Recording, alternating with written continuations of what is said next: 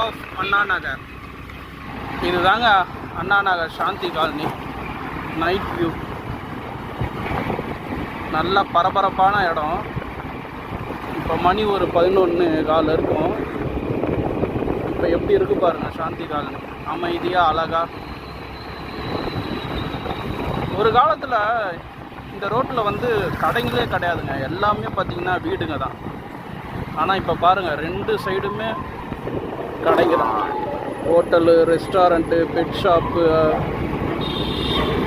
service, hospitals, dog hospitals,